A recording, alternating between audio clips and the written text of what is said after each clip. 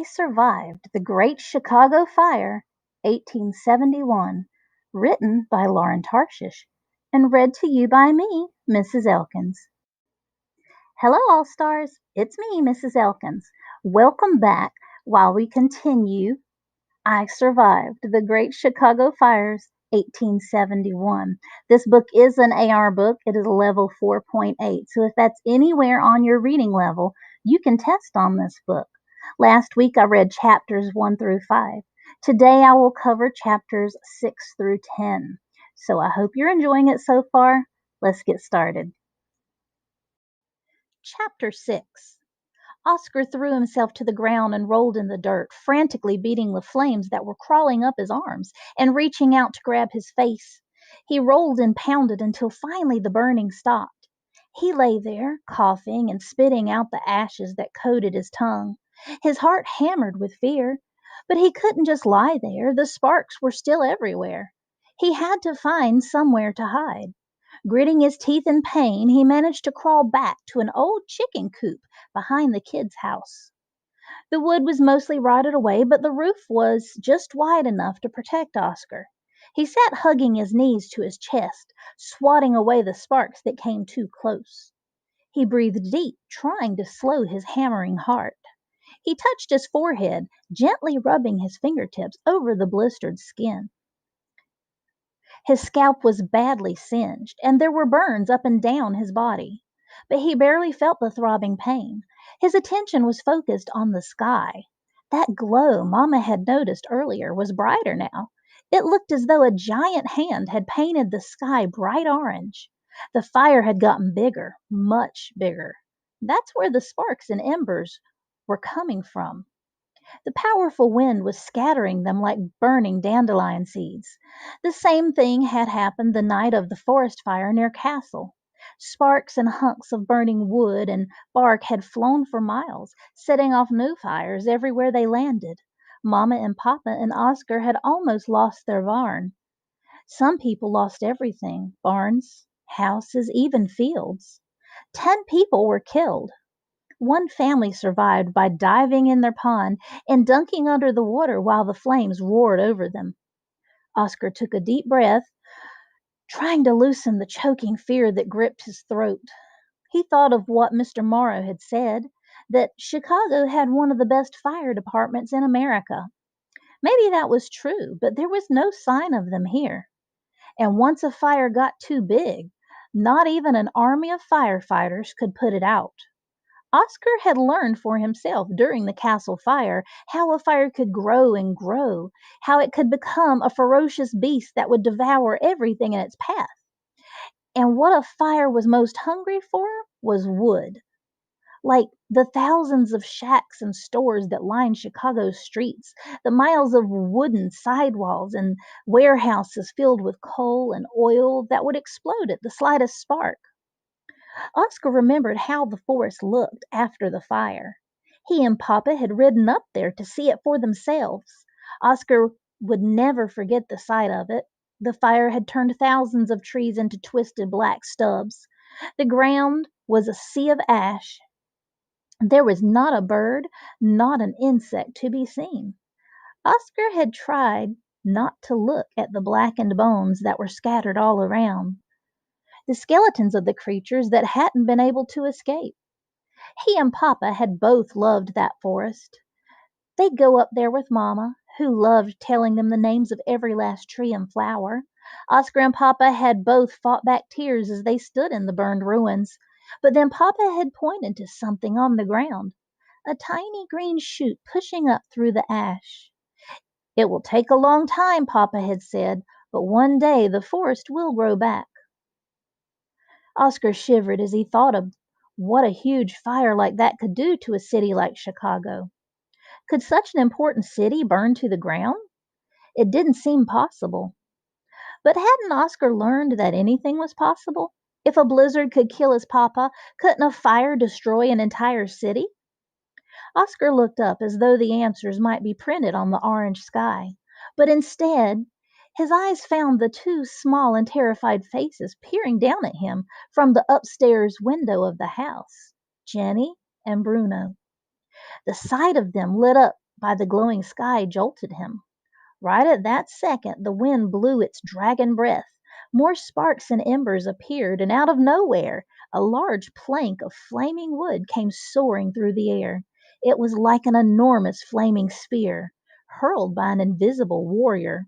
It was headed right for the house. Boom!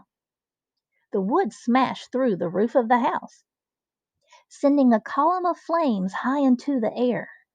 Oscar opened his mouth, but he was too horrified to even scream. Chapter 7. Oscar sprinted towards the house, swatting away the burning flakes that swarmed around him. He watched with terror as the fire quickly danced across the roof. Where were the kids? Why hadn't they come bursting through the door? Come on, he whispered, as though he could grab hold of them with his words. But still they did not appear. Oscar rushed up the crumbling steps and pounded on the front door. "Hey!" he shouted. "Come out!" Nothing. He tried the door, but it was locked tight. Where were they? Shouts rang out from the street. "Fire! Fire! Fire!" Oscar whirled around. 2 other houses were burning like torches.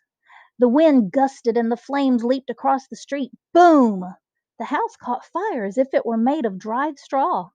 Any minute this whole street would be a sea of fire. Oscar had to get away.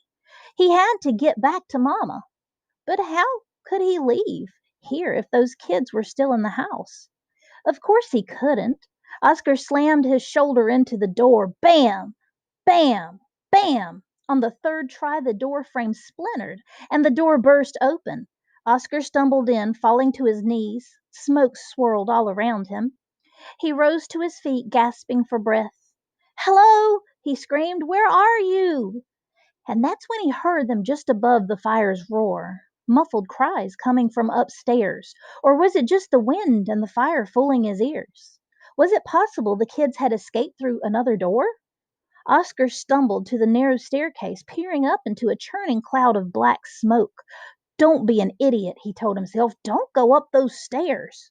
"Hello!" Oscar called, praying that nobody would answer, that the kids were long gone. But no. "Help us, please!" shouted a terrified voice. The girls. There was no choice. On shaking legs, Oscar started up the stairs.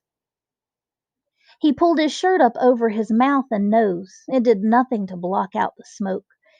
Each breath burned his throat and lungs, but the worst was the blistering heat. With each step it grew hotter. Oscar could practically feel his blood boiling, his skin sizzling, his flesh cooking on his bones. He wouldn't last long up here, and neither would Jenny and Bruno.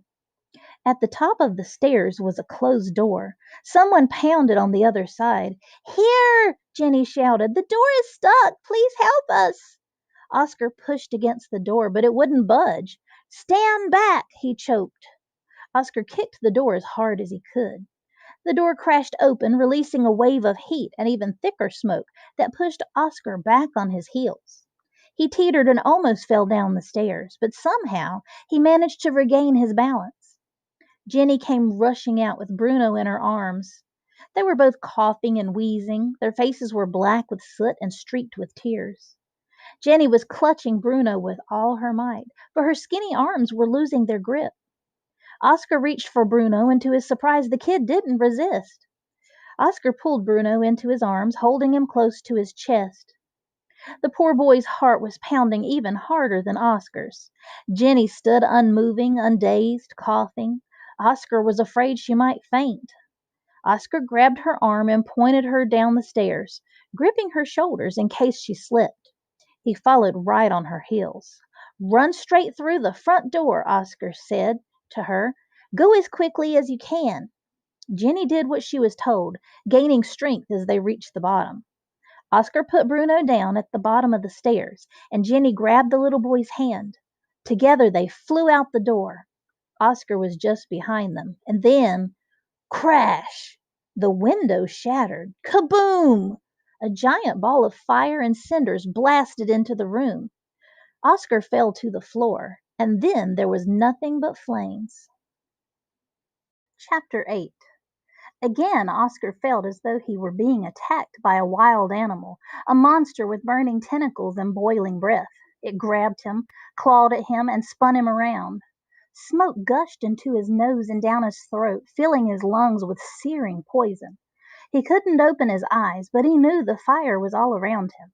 He dropped to the ground, crawling blindly, groping for the door. But he had no idea where he was. It was like being trapped in a flaming maze. His lungs were ready to explode. Was this the end? Was he really going to die right here? And then he heard a voice. This way, this way. Mama? Turn right, the voice shouted, tugging him, guiding him. Oscar turned. No, it wasn't Mama's voice. It was Jenny's. Yes, now straight, hurry. Then he felt a hand on his arm, pulling him up. Seconds later, he was out the door. He was just steps away from the house when there was a terrifying whoosh and an explosion of hot air. They rushed forward and Jenny grabbed Bruno from where he had been hiding behind a barrel.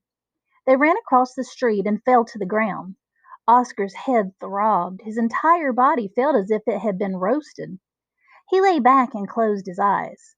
For a long minute he stayed there, trying to catch his breath. He might have stayed like that for hours, but only a minute or so passed before he felt someone breathing in his face. He opened his eyes and saw a huge curly head hovering over him with wide open eyes. Bruno. Hey, you're not dead, he croaked out happily. Hush, Bruno, Jenny whispered. That is not a polite thing to say. But he is not dead, Bruno insisted, putting his face even closer to Oscar's so his slimy little nose touched Oscar's nose. Then he put his gooey mouth to Oscar's ear and whispered, You're not dead.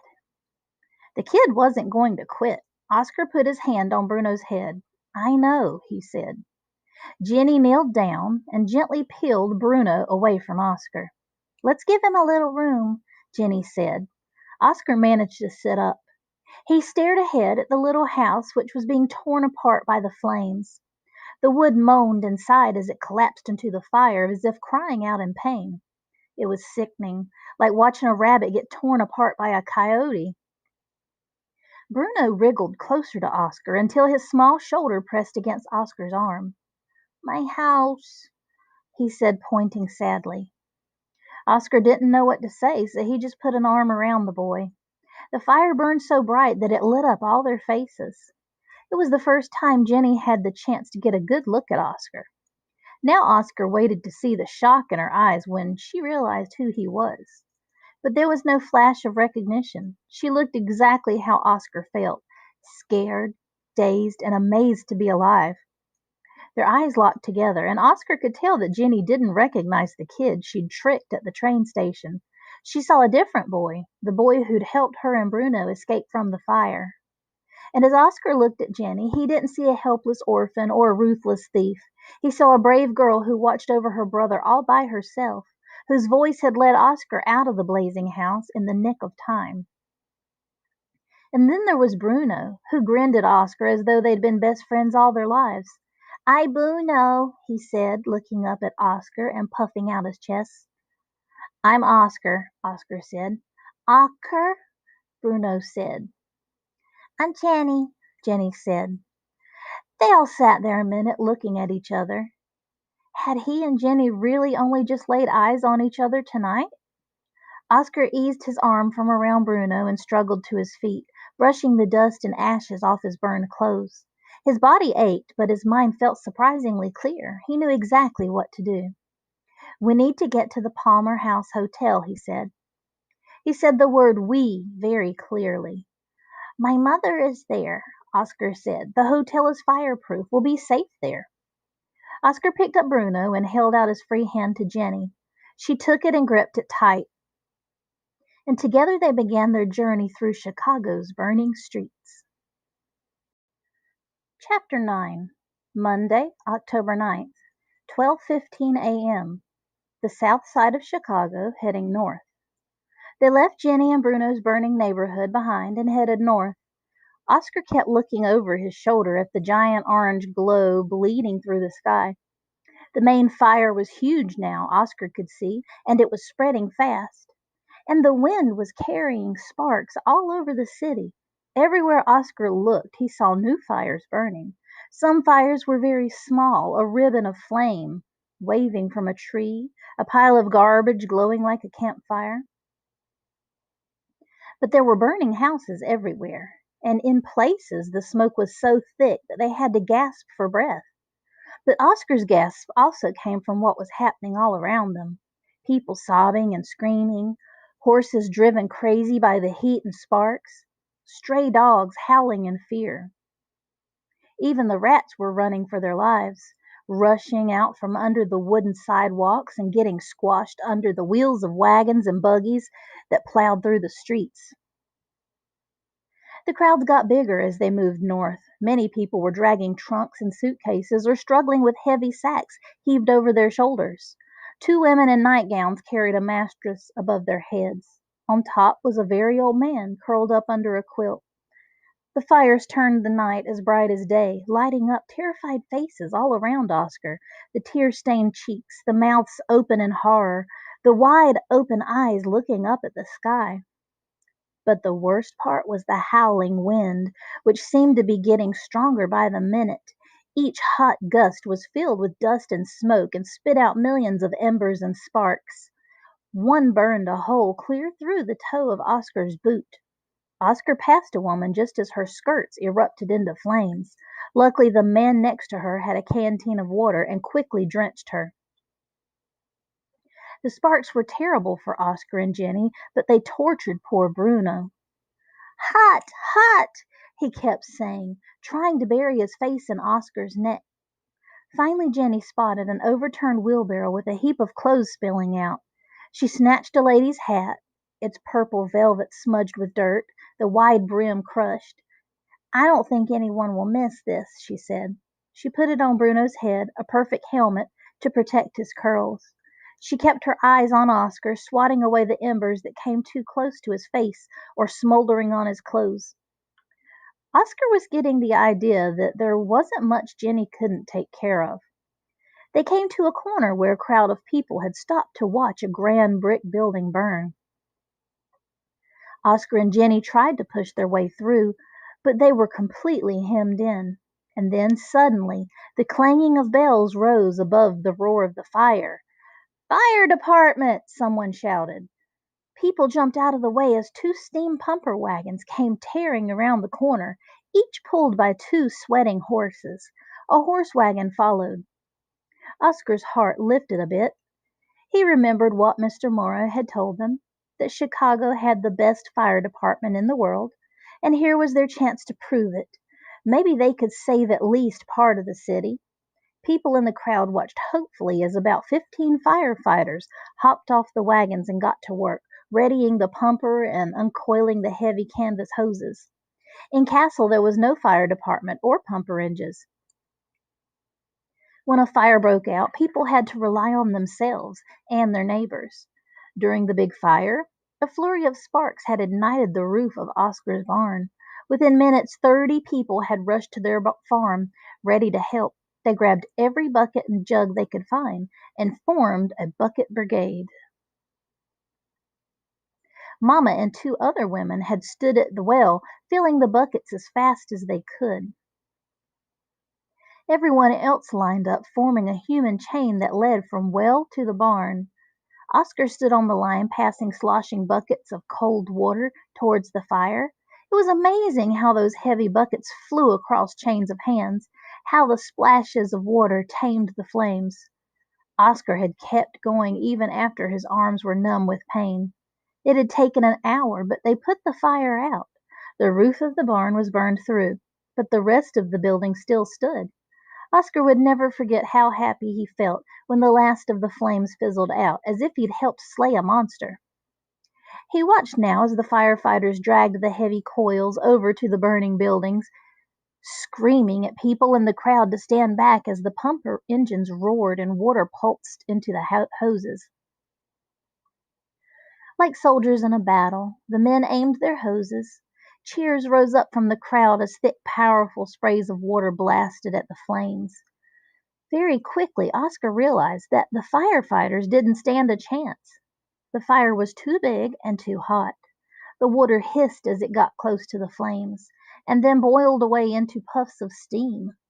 With every gust of wind, the flames rose higher, twisting and dancing in the sky as though teasing the firefighters. They'd need an ocean to put out those flames, Oscar reckoned, or a bucket brigade of 1,000 people. Come on, Jenny said, spotting a break in the crowd. As they pushed their way through, Oscar turned to take a last look at the firefighters. There was no mistaking the fear on their faces. There was no doubt Chicago was doomed. Chapter 10. The three of them walked for at least an hour more, inching their way along the packed sidewalks. They were getting closer to the Palmer house, Jenny said, but the new fires kept forcing them to find alternate routes. Now they were caught in a sea of hundreds of bodies. People squeezed them on all sides, and Oscar struggled to stay on his feet. They were passing by a warehouse when suddenly, kaboom! The smell of oil filled the air, and shards of wood flew all around them. Run! Someone screamed. Boom! Boom! Boom! The explosions rang out like cannon fire. Like a herd of cattle startled by a clap of thunder, the crowd erupted into a stampede. Oscar, Jenny, and Bruno were caught right in the middle. Elbows jabbed them, boots mashed Oscar's feet. He watched as parents were torn away from their children. A woman fell and didn't get up again. Hold on tight, Bruno, Oscar ordered, locking his arm around the boy as he gripped Jenny's hand so hard he was sure he would crush it. If they were separated now, they'd never find each other again. Luckily, the street widened slightly, and they managed to burst out of the crushing crowd.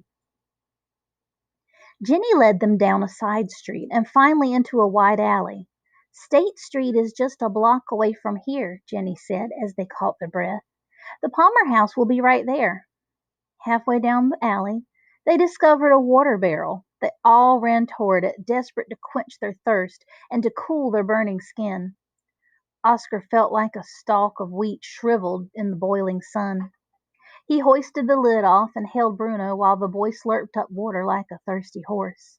When he was finally done, Oscar and Jenny took turns, scooping handfuls of the cool water and gulping them down. They splashed the soothing water on their faces and down their scorched necks and arms. Oscar sighed with relief. You really know your way around the city, he said to Jenny as he dabbed drops of water on his burned forehead. You'd make a good tracker. My mother was a baker, Jenny said, with a hint of pride. Bruno and I used to go with her to deliver cakes and cookies. I love cookies, Bruno whispered to Oscar, as though he was sharing a deep secret. A picture popped into Oscar's mind. He saw Jenny with her braids straight and glossy, Bruno nibbling on a cookie almost as big as his head. He pictured a lady with Bruno's dark curls and Jenny's big brown eyes, standing in the kitchen in a flowered apron. My mama got sick, Bruno said softly. She in heaven. Jenny glanced at Oscar, and he glimpsed the fresh hurt in her eyes. My papa's in heaven, too, Oscar said, swallowing the lump in his throat. Our father died right after Bruno was born in an accident, Jenny said. Mama died 6 months ago. I promised her I'd keep an eye on Bruno no matter what. Oscar thought of his own promise to Papa to watch over the farm. That promise had kept him going this past 2 years, but now it was broken. Would Papa forgive him? Would Oscar forgive himself? Jenny put her hand on Bruno's head. I couldn't let us go to the orphanage, Jenny said. Her voice dropped very low when she said orphanage, as if it was a curse word no one should ever say. Oscar understood. He'd heard horror stories about the orphanage in Minneapolis, the city closest to the castle, that it was more like a jail than a home. Oscar looked at Jenny and Bruno, suddenly wondering what would happen to them. Their home was gone. They were all alone. What would they do? But no, Oscar suddenly remembered. They weren't alone. He picked up Bruno.